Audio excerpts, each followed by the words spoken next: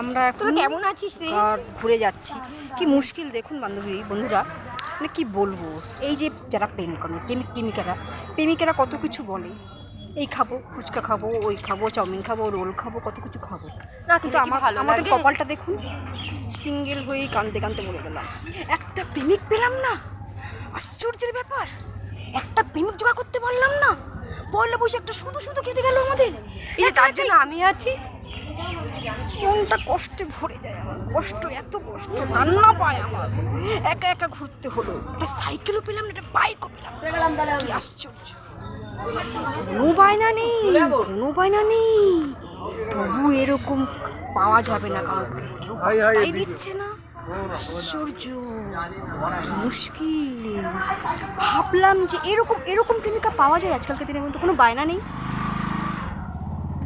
দরকার নেই, ফুচকাও খাওয়াতে হবে না, এক কাপ চা খাওয়ালেই হবে আমাদের। ঠিক আছে বান্ধবী, চলো 10 টাকার বান্ধবী ভরসা আমার, এই আমার সম্বল।